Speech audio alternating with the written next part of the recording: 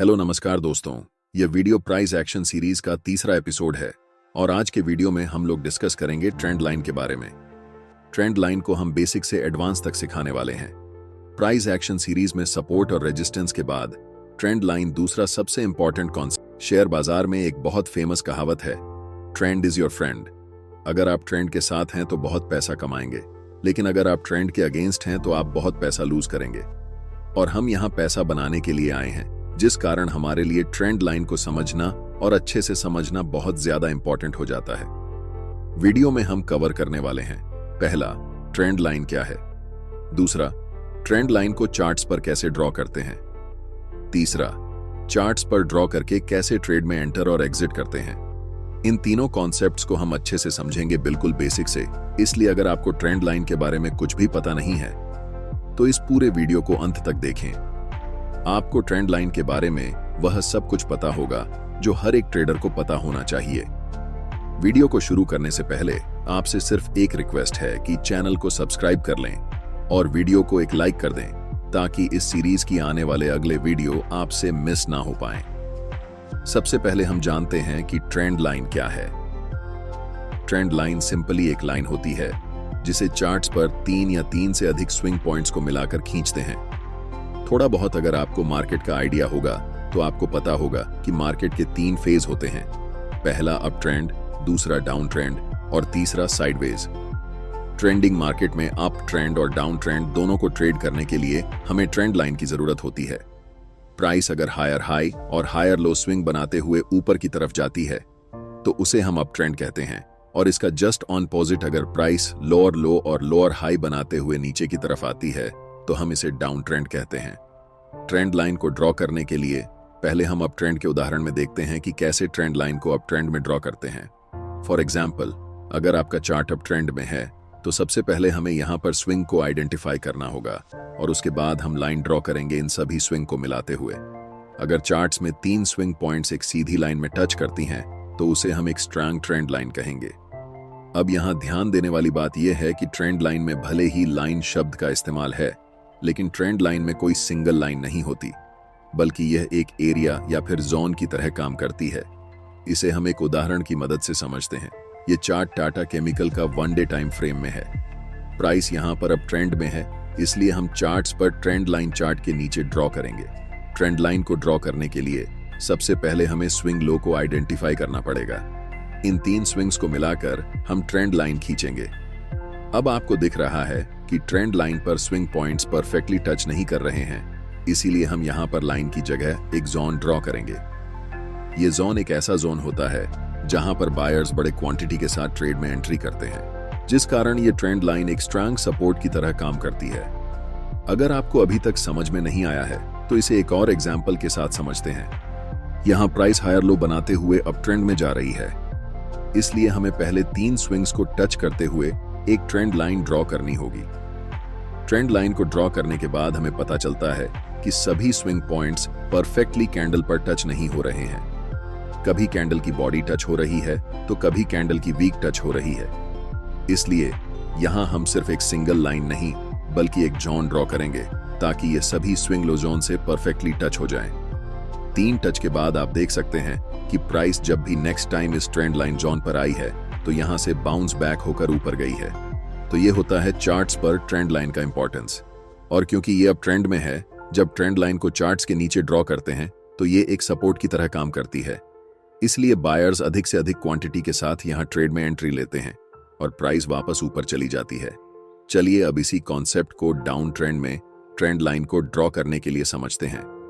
Down trend में हम trend line को चार्ट्स के ऊपर ड्रॉ करते हैं। चार्ट के ऊपर बनने वाले लोअर हाई स्विंग्स को आइडेंटिफाई करके पहले 3 स्विंग्स को एक लाइन में मिलाकर ट्रेंड लाइन को खींचते हैं। यह लाइन चार्ट्स पर एक रेजिस्टेंस की तरह काम करती है, जिस कारण जब प्राइस इस एरिया में आती है तो मार्केट में सेलर्स एक्टिव हो जाते हैं, और सेलर्स जब ज्यादा क्वांटिटी में ट्रेड में एंटर करते हैं तो प्राइस वहां से वापस नीचे की तरफ आने लगती है। इस लाइन को भी हम एक जोन की तरह ड्रॉ करते हैं, क्योंकि जैसा कि आपको पता है प्राइस कभी भी परफेक्टली एक लाइन को टच नहीं करती। सेलर्स भी कोई एक परफेक्ट प्राइस पॉइंट पर एंट्री नहीं करते हैं, बल्कि जब प्राइस उनके जोन या एरिया में आती है तब एंट्री लेते हैं। इसे हम लाइव चार्ट एग्जाम्पल की मदद से समझते हैं। स्क्रीन पर दिख रहा चार्ट कोल इंडिया का 1 मिनट टाइम फ्रेम में 16 अक्टूबर का है। प्राइस लोअर हाई बनाते हुए नीचे की तरफ आ रही है, इसलिए हम पहले 3 स्विंग्स को आइडेंटिफाई करके एक लाइन को ड्रॉ करने की कोशिश करेंगे। यहाँ ये लाइन कुछ इस तरह से बन रही है, लेकिन आपको पता है कि इस लाइन पर पहले वाले स्विंग्स परफेक्टली फिट नहीं हो रहे हैं, जिस कारण हम यहाँ एक जोन को ड्रॉ करेंगे। अब हमने जोन को ड्रॉ कर लिया है।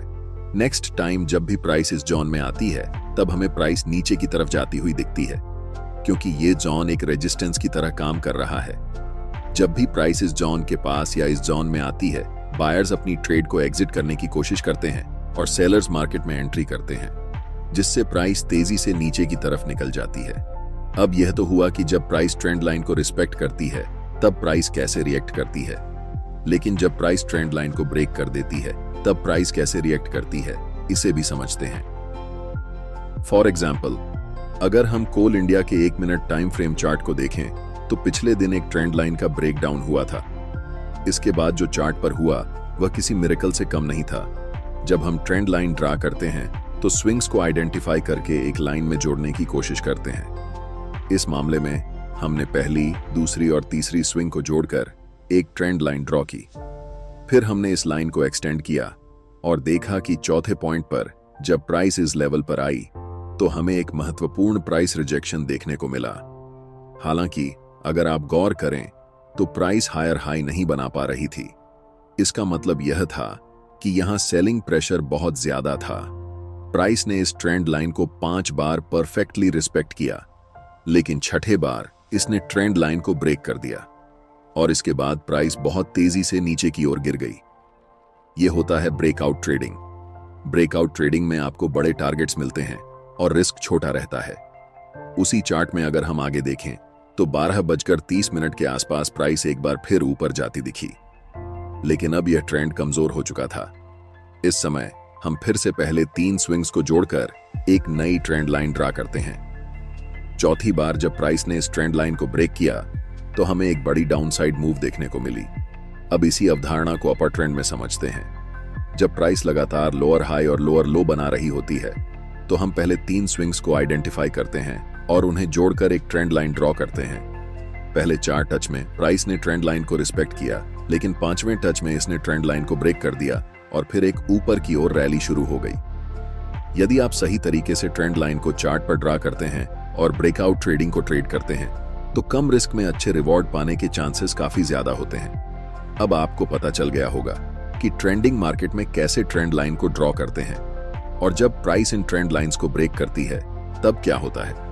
इतना सीखने के बाद अब आपको थोड़ा कॉन्फिडेंस आ गया होगा, लेकिन हमें तुरंत ट्रेड में एंट्री नहीं करनी है, क्योंकि ट्रेड लेने से पहले सिर्फ ट्रेंड लाइन, सपोर्ट और रेजिस्टेंस को देखना काफी नहीं है। हमें कंफर्मेशन के लिए अलग अलग इंडिकेटर और कैंडलस्टिक पैटर्न का भी ध्यान रखना होगा। ये चीजें आपकी ट्रेड की एक्यूरेसी बढ़ा देती हैं और यही आपको एक प्रॉफिटेबल ट्रेडर बनाती हैं। सबसे पहले जब आप ट्रेंड लाइन के साथ काम कर रहे होते हैं, तो 3 स्विंग लो या हाई को जोड़ते हुए एक लाइन को ड्रॉ करते हैं। जैसे ही प्राइस चौथी बार उस ट्रेंड लाइन के पास आती है, हमें अलर्ट हो जाना चाहिए, लेकिन तुरंत ट्रेड में एंट्री नहीं लेनी है। हमें एक स्ट्रॉन्ग बुलिश कैंडल की कंफर्मेशन चाहिए होती है, जिसमें बायर्स का डोमिनेंस दिखे। यह कैंडल पूरी तरह से फॉर्म होकर क्लोज होनी चाहिए। जब यह कैंडल क्लोज होती है, तब हमें उस कैंडल के हाई को मार्क करना होता है। जब अगली कैंडल उस मार्क किए हुए हाई के ऊपर क्रॉस करती है, तभी हमें ट्रेड में एंट्री लेनी है। इसके बाद हमारे पास एक एग्जिट प्लान भी होना चाहिए। स्टॉप लॉस को हम वर्तमान स्विंग लो के नीचे रखेंगे और टारगेट के लिए चार्ट के ऊपरी स्विंग को मिलाकर ट्रेंड लाइन ड्रॉ करेंगे। जब भी प्राइस इस ट्रेंड लाइन तक पहुंचेगी, तब हमें ट्रेड से एग्जिट करना होगा। यदि आप इस सेटअप को बड़े टाइम फ्रेम जैसे 4 घंटे या 1 दिन के चार्ट पर करेंगे, तो इसकी एक्यूरेसी बहुत ज्यादा होगी। ऐसे सेटअप्स अक्सर मिल सकते हैं यदि आप स्टॉक्स में सही पैटर्न्स को ढूंढते रहें।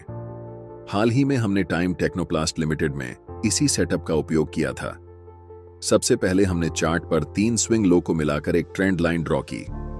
जब प्राइस चौथी बार ट्रेंड लाइन पर पहुंची, तो हमने वेट किया कि हमें एक स्ट्रॉन्ग बुलिश कैंडल मिले, जिसमें बायर्स का डोमिनेंस हो। जैसे ही वह कैंडल बनी, हमने उसे मार्क किया और अगले दिन जब प्राइस उस कैंडल के हाई को ब्रेक कर गई, तब हमने ट्रेड में एंट्री ली।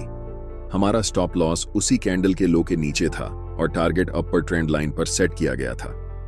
हमने 9 अक्टूबर को एंट्री की थी और 16 अक्टूबर तक हम अपने टारगेट के बहुत करीब थे। उम्मीद है कि अगले दिन हमारा टारगेट अचीव हो जाएगा। इस तरह के सेटअप से कम रिस्क में अच्छे रिवॉर्ड मिलने की संभावना बढ़ जाती है और सही प्लानिंग के साथ यह एक बहुत प्रॉफिटेबल ट्रेड बन सकता है। हमने अब तक यह सीखा कि अपर ट्रेंड में ट्रेंड लाइन का उपयोग कैसे करें और ट्रेड में एंट्री और एग्जिट कैसे करें। अब उसी प्रकार से हम डाउन ट्रेंड में भी ट्रेडिंग करना सीखेंगे। मैंने पहले कॉल इंडिया के 1 मिनट टाइम फ्रेम पर ट्रेंड लाइन कैसे ड्रॉ करनी है यह बताया था। अब उसी चार्ट में ट्रेड में एंट्री और एग्जिट को समझेंगे। चूंकि यहाँ चार्ट डाउन ट्रेंड में है, इसीलिए हम चार्ट के ऊपर की ओर ट्रेंड लाइन ड्रॉ करेंगे। यह अपर ट्रेंड लाइन हमारे लिए सबसे महत्वपूर्ण है क्योंकि यह हमें ट्रेड में एंट्री के लिए संकेत देती है। सबसे पहले 3 स्विंग पॉइंट्स को टच करते हुए एक ट्रेंड लाइन ड्रॉ करें। जब चौथी बार प्राइस इस ट्रेंड लाइन को टच करती है, तब हमें एक रिवर्सल देखने को मिलता है, लेकिन हमें एक स्ट्रॉन्ग कैंडल नहीं दिखाई देती। हालांकि प्राइस की क्लोजिंग नीचे की ओर हो रही है, जिससे हमें एक बेयरिश संकेत मिलता है। अगर हम इन 3 कैंडल्स को एक साथ देखें तो यह हमें एक बेयरिश कैंडल पैटर्न जैसा दिखेगा। हालांकि यहां सबसे महत्वपूर्ण बात यह है कि ट्रेंड लाइन के पास सेलर्स का डोमिनेंस दिखाई दे रहा है, इसलिए हमें इन 3 कैंडल्स के सबसे निचले लो को मार्क करना है और जब प्राइस इस लो को ब्रेक करती है, तब हमें डाउन ट्रेंड की दिशा में एंट्री लेनी है। इस ट्रेड में एंट्री लेने के बाद हमारा स्टॉप लॉस उस स्विंग हाई के ऊपर रहेगा जहां से प्राइस ने रिवर्सल किया था। टारगेट के लिए हम सबसे नीचे के 3 स्विंग पॉइंट्स को मिलाकर एक नई ट्रेंड लाइन ड्रॉ करेंगे। जब भी प्राइस इस ट्रेंड लाइन को टच करती है, तब हमें ट्रेड से एग्जिट करना है। अब आपने अप ट्रेंड और डाउन ट्रेंड दोनों में ट्रेंड लाइन का उपयोग करके एंट्री और एग्जिट करना सीख लिया है। अब बात करते हैं कि अगर प्राइस ट्रेंड लाइन को ब्रेक कर दे तो क्या करना चाहिए। मान लीजिए कि प्राइस लोअर हाई बनाते हुए ऊपर की तरफ जा रही है और आपने पहले 3 स्विंग लो पॉइंट्स को मिलाकर एक ट्रेंड लाइन ड्रॉ की है। चौथी बार प्राइस जब इस ट्रेंड लाइन को टच करती है तो वह ऊपर की तरफ बाउंस करती है, लेकिन 5वीं बार जब प्राइस ट्रेंड लाइन के पास आती है तो वह ट्रेंड लाइन को ब्रेक करके नीचे की ओर क्लोज होती है। यह हमारे लिए एक सिग्नल है कि प्राइस नीचे की तरफ तेजी से जा सकती है। हालांकि हमें अभी भी एंट्री नहीं लेनी है जब तक कि हमें कंफर्मेशन न मिल जाए। उस कैंडल के लो को मार्क करें जिसने ट्रेंड लाइन को ब्रेक किया है। जब अगली कैंडल उस लो को ब्रेक करती है, तब हमें डाउनसाइड की ओर एंट्री लेनी है। इस ट्रेड में हमारा स्टॉप लॉस स्विंग हाई के ऊपर रहेगा और टारगेट के लिए हम पिछले स्विंग लो को चुनेंगे। यदि हमें कोई स्पष्ट स्विंग लो नहीं मिलता है तो हम 1 से 2 या 1 से 3 के रिस्क रिवॉर्ड रेशियो का उपयोग करके एक फिक्स टारगेट सेट कर सकते हैं। आज के वीडियो में इतना ही। Join our free Telegram channel. Link in description box.